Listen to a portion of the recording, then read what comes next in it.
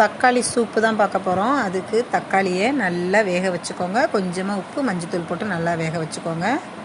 வேக வச்ச தக்காளியை தண்ணியை வடிச்சிட்டு நல்லா மசிச்சுக்கோங்க. ஒரு கடாயில் பட்டை, கிராம்பு, இலை, சோம்பு போட்டு தாளிச்சுக்கோங்க. அது கூட வெங்காயம், பச்சை மிளகாய், கருவேப்பிலை, கொத்தமல்லி போட்டு நல்லா வதக்கிக்கோங்க. 1 ஸ்பூன் கரம் மசாலா தூள் சேர்த்து நல்லா வதக்கிக்கோங்க. வதக்குனதும் வேக வச்சுருக்க தக்காளியும் தண்ணியும் சேர்த்துக்கோங்க. நல்லா கொதிக்க விடுங்க. சூப்புக்கு தேவையான உப்பு சேர்த்துக்கோங்க. நல்லா கொதிச்சதும் அது கூட தேங்காய், சோம்பு அரைச்சி ஊற்றிக்கோங்க. கொஞ்சம் குறப்பாக நல்லா கொதித்ததும் இறக்கிடலாம். ஸ்டவ் ஆஃப் பண்ணிடலாம். கொஞ்சமாக மிளகுத்தூள் சேர்த்து கொதிக்க விட்டு ஸ்டவ் ஆஃப் பண்ணிடுங்க. சூப்பரான தக்காளி சூப் ரெடி ஆகிடும். இது சாதத்துலேயும் ஊற்றி சாப்பிட்லாம், சும்மாவும் சாப்பிட்லாம். டேஸ்டான சூப் ரெடி. வீடியோ பிடிச்சிருந்தா லைக் பண்ணுங்கள், ஷேர் பண்ணுங்கள், மறக்காமல் சப்ஸ்கிரைப் பண்ணிவிடுங்க. நீங்களும் ட்ரை பண்ணி பார்த்துட்டு எப்படி இருந்துச்சுன்னு கமெண்ட் பண்ணுங்கள்.